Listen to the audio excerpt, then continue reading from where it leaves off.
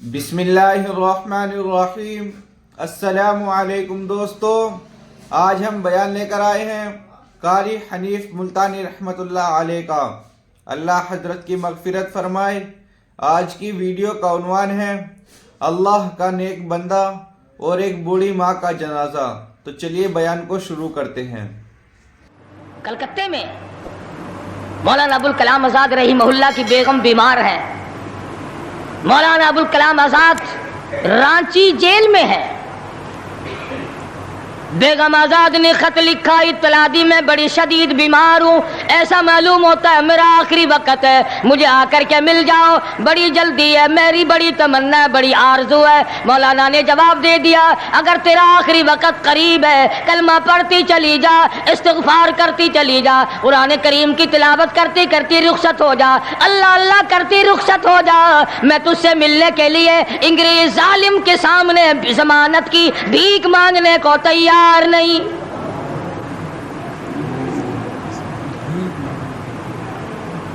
آج یہ جو علماء کی توہین کرتے ہیں، کبھی اخباروں میں لکھ کر فلاں مخالف تھا پاکستان کا، تم نے پاکستان کا کون سا کندھا دے رکھا ہے، تم نے پاکستان کا کیا سنوارا، تم نے پاکستان کا کیا بنایا، آدھا پاکستان بیچ کے کھا گئے اور تمہیں پوچھنے والا کوئی نہیں۔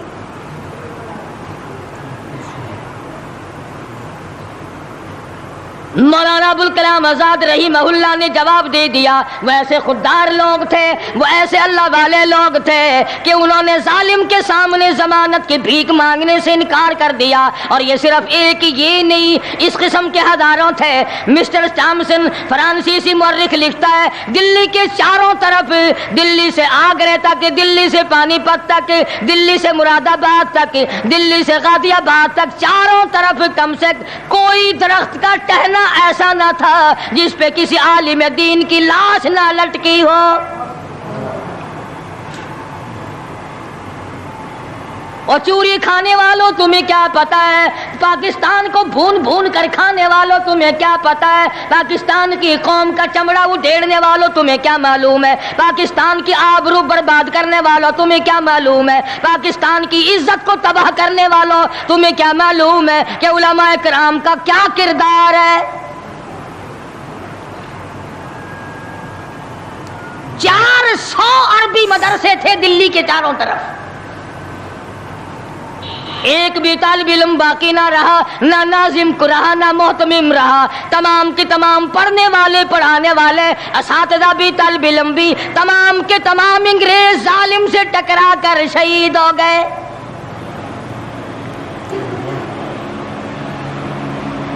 مولانا ابوالکلام آزاد رحمہ اللہ نے جواب دے دیا، بیگم آزاد کا انتقال ہو گیا، بیگم آزاد کا انتقال ہو گیا۔ مولانا آزاد کی بیوی کا جنازہ کلکتے کی بازاروں سے نکل رہا ہے۔ وہ مسلمان جو انگریز کا پیشاب چاٹا کرتے تھے، جو انگریز کی لید چاٹا کرتے تھے، انگریز کے گھوڑوں کی میموں کا تھوک چاٹنے والے مسلمان بیگم آزاد کے جنازے پہ لٹھ برسائے، لٹھ مارے مولانا آزاد کی بیگم کے جنازے پہ۔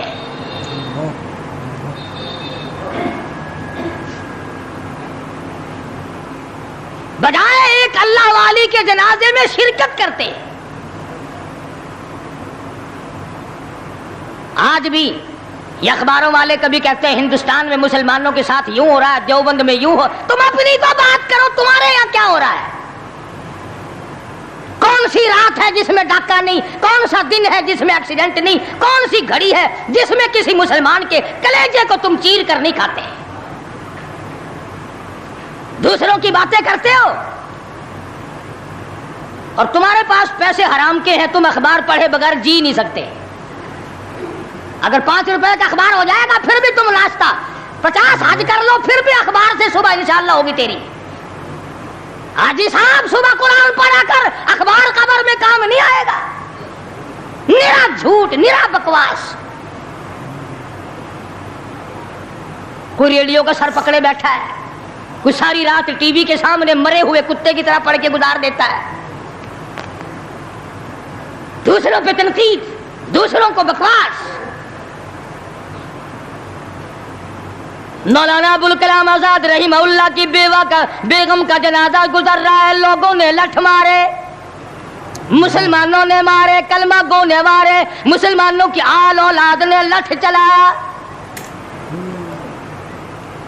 سید عطا اللہ شاہ صاحب بخاری رحمۃ اللہ علیہ کو پتہ چلا، تیسرے چوتھے دن تشریف لے گئے، بن بلائے گئے، وہاں جا کر کے لوگوں کو للکارا، فرمایا لوگوں تم نے اس عفیفہ کے جنازے پہ لٹھ چلایا، تم نے اس سیدہ کے جنازے پہ لٹھ چلایا جس کو بے نقاب تو کیا تم نے کبھی با نقاب بھی نہیں دیکھا۔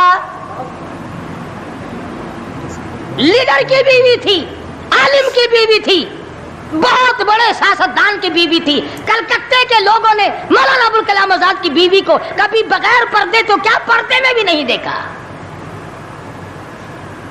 آج تو جب تک ساتھ لے کر بازار میں سے گزر نہ جاؤ اس وقت تک لیڈری نہیں چمکتی، کم سے کم پتہ تو چلنا چاہیے نا اس کے گھر میں مال کیسا ہے۔ اور اب تو بلکہ جب نکاح ہوتا ہے تو اسی وقت دلہے دلہن کا اخبار میں فوٹو آتا ہے کہ دلہا کس بھاؤ کا، دلہن کس بھاؤ کی ہے۔ شرم نہیں آتی مسلمان کہلاتے ہوئے۔ ادھر کی بارات میں بھی حاجی، ادھر کی بارات میں بھی مسلمان اور نمازی، بھئی یہ کیا حرکتیں ہو، ارے بس لڑکے وڑکے ہیں نا، چھوکرے وکروں کے کام ہے یہ۔ کیا قیامت میں قبر میں گزارا ہو جائے گا یوں ہی؟ اللہ پوچھے گا کہ تم کیا کیا بدماشیاں کیا کرتے تھے؟ اب جی ہم تو بڑے نیک آدمی تھے، ہمارے لڑکے بڑے حرامی تھے، وہ یوں کیا کرتے تھے۔ کیسے کام چلنے لگا؟ سید عطا اللہ شاہ صاحب بخاری رحمت اللہ علیہ نے للکار کے کہا تم نے اس عفیفہ کی بے عزتی کی، توہین کی، سیدہ کی توہین کی، جس نے کبھی تم نے کبھی اس کو بے نقاب تو کیا با نقاب بھی نہیں دیکھا، برقعے کی ساتھ بھی نہیں دیکھا۔ فرمانے لگے میری نگاہ، میری نظر، میری آنکھ دیکھ رہی ہے کہ تمہاری لاشوں کو کلکتے کے بازاروں میں کتے گھسیٹ رہے۔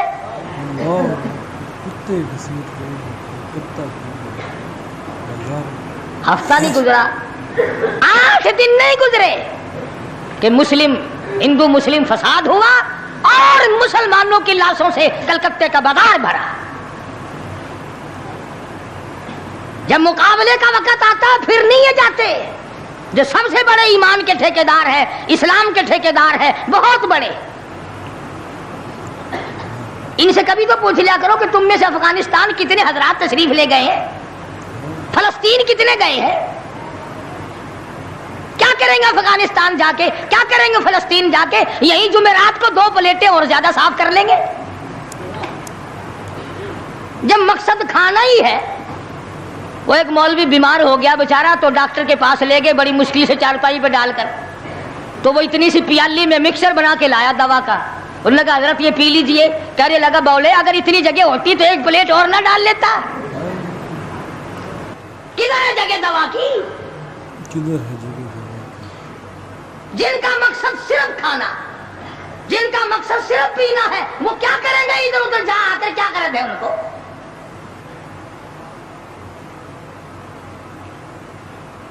شیخ العربی والا جب حضرت مولانا سید حسین احمد صاحب مدنی رحمت اللہ علیہ جیل میں ہے، انگریز کی مخالفت کرتے ہوئے، دشمنی کرتے ہوئے جیل میں ہے، آپ کو اطلاع دی گئی مولانا تمہاری والدہ انتقال کر گئی، جنازے پہ آ جاؤ، اما کا آ کر منہ دیکھ لو، کندھا دے دو، ساری عمر کے لیے تمہاری والدہ کا چہرہ چھپ جائے گا۔ مولانا نے جواب دیا ایک والدہ کا، ایک بھاوج اور بھابھی کا، بھتیجی اور بہنیں مولانا مدنی کے جیل میں رہتے رہتے 6 جنازے گھر سے نکلے،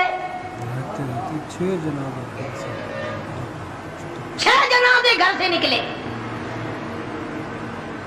ہر وقت اطلاع دی گئی تشریف لاؤ، آ کے جنازے میں شرکت کرو، اماں کا چہرہ دیکھ لو، اماں کو اپنے ہاتھوں سے دفن کر دو۔ مولانا نے جواب دیا الحمدللہ اللہ پاک نے مجھے توفیق بخشی ہے، میں یہیں بیٹھا دعا کروں گا، اور میری والدہ اللہ کے یہاں رخصت ہو جا، اللہ تیری قبر کو جنت کا باغ بنائے، اللہ پاک آخرت بہتر بنائے، دنیا سے ایمان کی دولت ساتھ لے جانے کی توفیق عطا فرمائے، پر میں تیری زیارت کے لیے، میں تیرے جنازے میں شرکت کے لیے انگریز ظالم سے ضمانت کی بھیک مانگنے کو تیار نہیں۔ भीख मांगने को तैयार है। 150-125 साल उलमाए दीन अंग्रेज जालिम से टकराए, मराठों से टकराए, डोगरों से तमाम इन हिंदुओं से, सिखों से, डोगरा पार्टी जो थी उससे टकराए, तमाम से, शाह इस्माइल शहीद, मौलाना सैयद अहमद बरेलवी रहमतुल्लाह अलैह, इन हजरात ने जिहाद किया और लाखों आदमी इनके साथ होकर शहीद हुआ। लाखों आदमी के साथ होकर शहीद हुए। आजकल खुद शहीद होने की तौफीक तो है नहीं, कब्र की मिट्टी की ढेरी, ऐसे मिट्टी की ढेरी बनाई, 4 ईंटें लगाई, ये किसकी कब्र है? बस ये पुराने जमाने के शहीद है, ये बगैर सर के यहाँ तशरीफ लाए, लोगों ने देखा आ रहे और सर है ही नहीं। शहीदों के नाम पे खाने वालों, खुद शहादत के लिए तैयार आ जाओ। बड़े दिन चूरी खाई है शहीदों के मज़ारों पे बैठकर। और कमाल देखो, बोली बाली कौम को क्या समझाया कि जी ये जब तशरीफ लाए ना, हाथ में तलवार थी, सर नहीं था। सर नहीं। तू बगैर सर के चल के दिखा। शहादत की तलब करो, शहीद होने के लिए तैयार हो जाओ। शहीद होने के लिए जो है सहाबा इकराम ने इसी बात के लिए दुआएं मांगी। मोहम्मद अरबी सब कह दो सल्लल्लाहु अलैहि वसल्लम के गुलाम हैं, जानिसार हैं, अल्लाह वाले हैं, खुदा ने इनके मुकद्दर निराले बनाए। खुदा की कसम क्या कीमत है।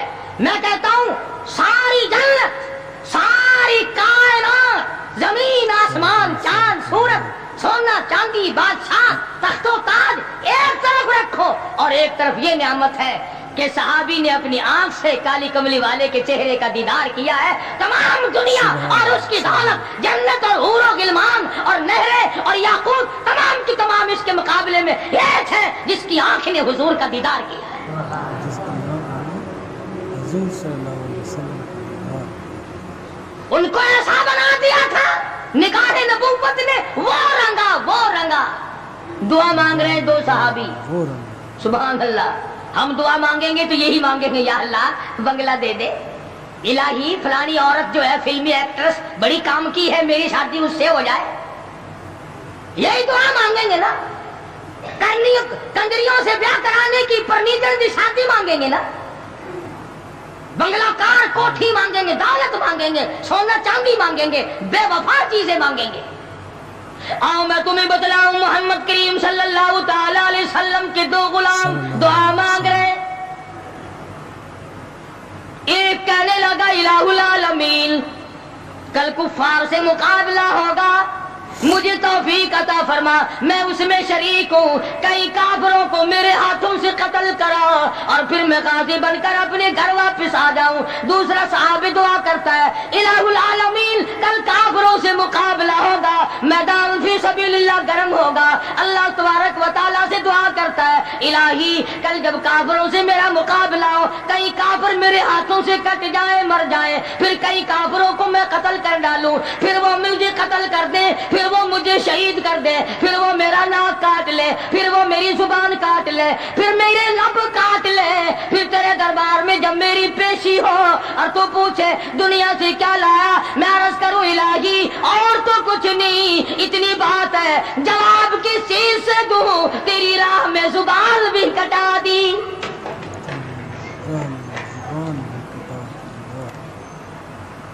ये दुआएं होती थी सहाबा किराम की।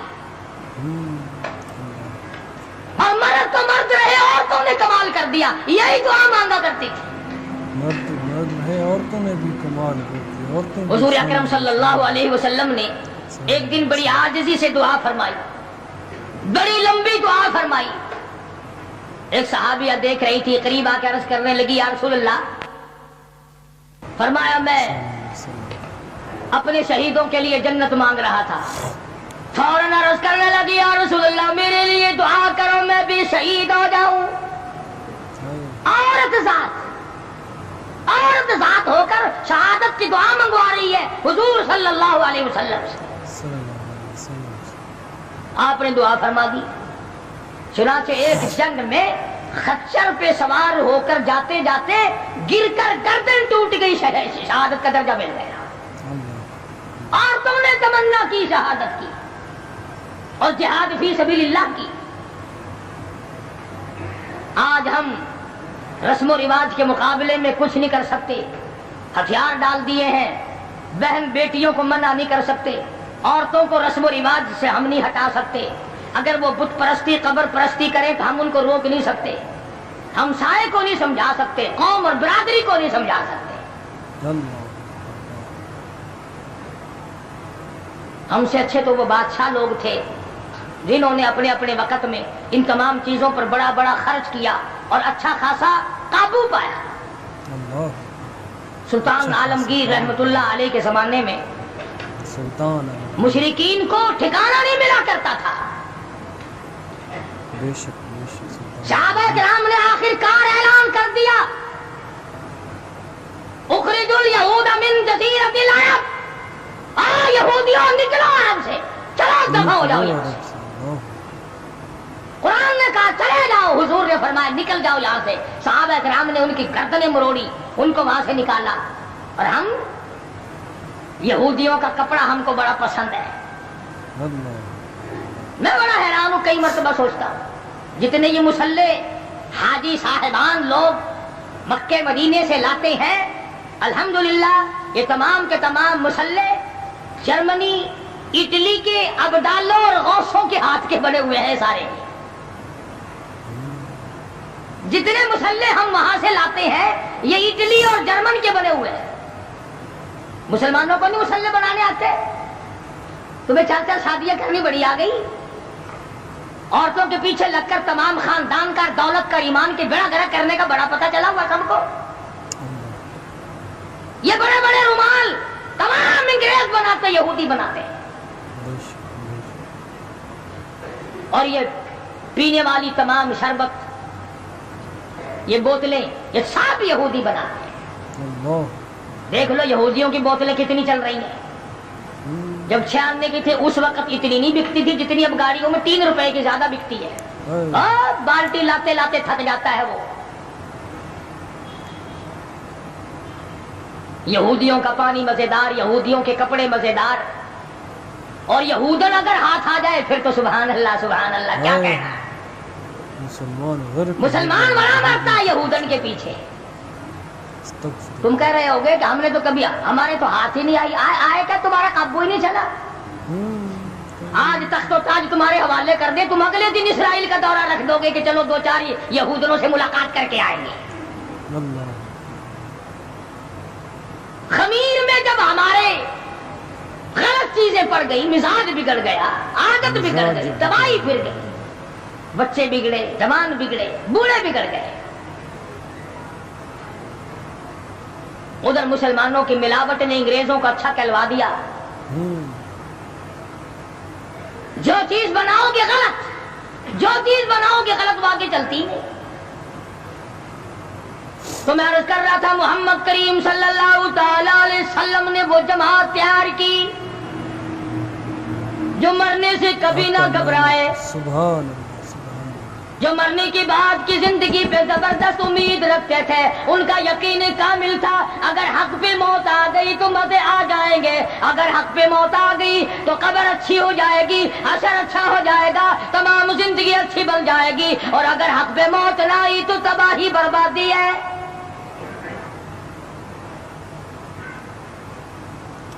بے شمار اللہ والے اس قدر حق پرست تھے اور اس قدر علم کے پیچھے یہ لوگ لگے. مجدد الفسانی سرہندی رحمت اللہ علیہ کے پوتے کے بارے میں لکھا ہے کہ 70,000 حدیث پاک حضور کی زبانی یاد تھی. مجدد صاحب کے پوتے کو ان اللہ والوں نے ہر میدان میں اپنے آپ کو کامیاب کرایا. تو فرمایا من عمل صالحا من ذکر او انثى وهو مؤمن فلنحيينه حیاتا طیبہ. اپنی زندگی میں نیک عمل کرنے والوں مرد اور عورتوں جو کوئی اچھے کام کرتا ہے بس اوقات دنیائی میں اپنی زندگی میں ہی ایمان کا مزہ چکھنے لگ جاتا ہے.